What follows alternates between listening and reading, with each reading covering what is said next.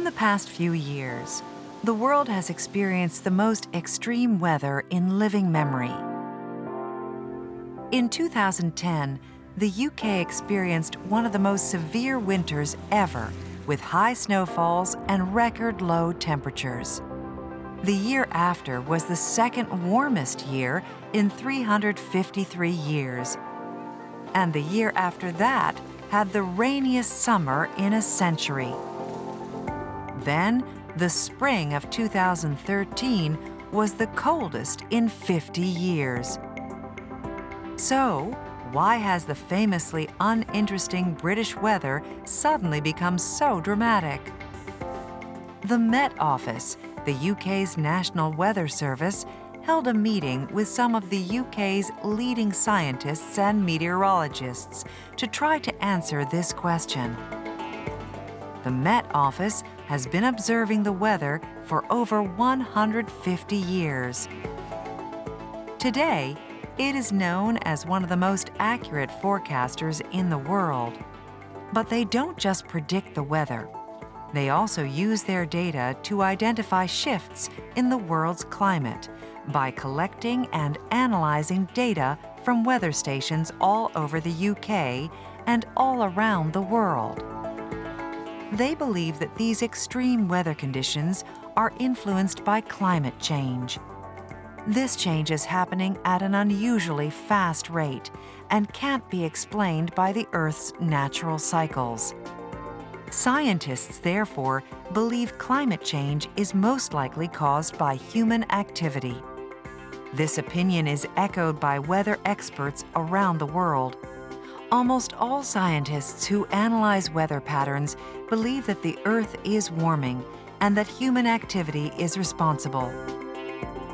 So if nearly all the experts agree, surely there's a consensus on the fact that our activities are causing climate change.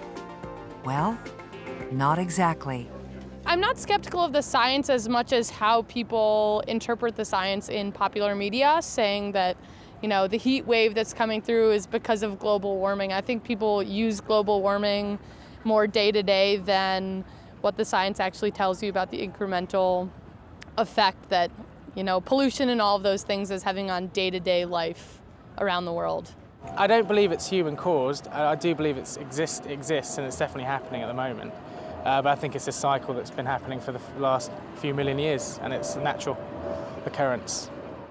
I do think humans are definitely responsible for climate change. I mean, it's just something that's actually happening. I think a lot of people don't care about it. Some people do. A lot of people do care about it. I think that we're going to find ways of living, whether it's there or not. So, I think it's because we don't totally understand it. And I think if we were educated a little bit more on it, then we wouldn't be so skeptical. As people often point out, this is not the first time that the Earth's climate has changed. So why are humans now getting the blame? And why is this such an important issue? Dr. Adam Corner explains. The climate has always changed, and it always will do. The Earth went in and out of several ice ages long before humans were here. But the difference with the climate change that we see at the moment is the pace that it's happening. So, all things being equal, we should be very, very gradually at an imperceptible rate heading towards the next ice age. But what's actually happening is that we're racing in the other direction. The Earth is getting warmer. So it's the pace of change and whether humans and other species in the natural environment can keep up with that pace of change. That's the question.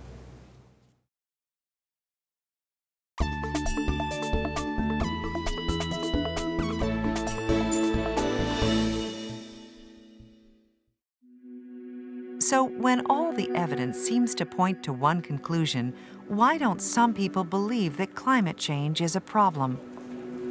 And why do some people believe that the public is being deliberately misinformed about the issue? My name's Dr. Adam Corner. I work in the School of Psychology at Cardiff University and also for an organisation called COIN, which stands for Climate Outreach Information Network. And I'm very interested in how people understand climate change, how they think about the risks of climate change and how to communicate it more effectively. One of the reasons that it's thought that climate change is difficult for us to get to grips with psychologically is that it's a distant threat, and it's distant in several ways. So it's distant in terms of timescales involved. It's not really happening here and now, and it's also quite intangible, so we can't really touch it or smell it or feel it most of the time. What we experience is daily weather, and that's not necessarily a good guide to the global climate. He believes the evidence is so overwhelming that there should be a consensus on the existence and causes of climate change. Every science academy around the world, almost every government around the world, agrees that human activity is changing the climate, and it's changing the climate through the release of greenhouse gases associated with our burning of fossil fuels, oil, gas, things like that. But despite this strong evidence, there are some skeptics. Some people believe the evidence has been exaggerated, and some even say that global warming is a worldwide conspiracy.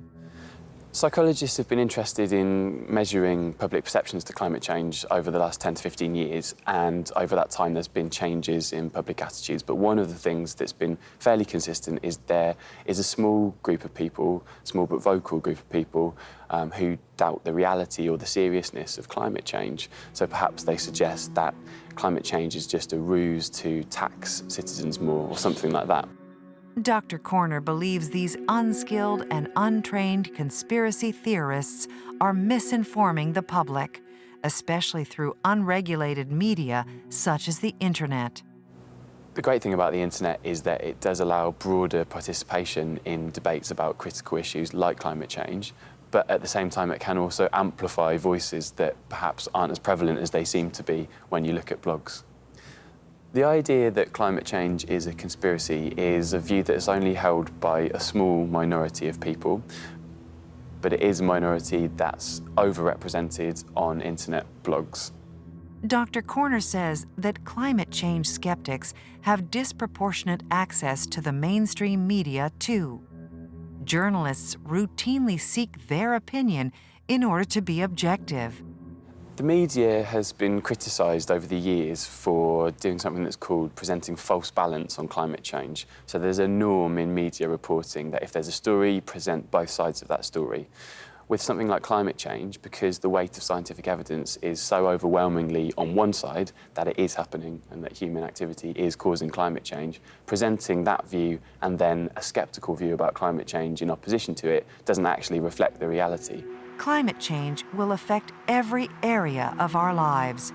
The way we live, the way we work, and the way our society is organized. That's why we need to make sure information on climate change is clear and engaging and comes from a trusted and reliable source.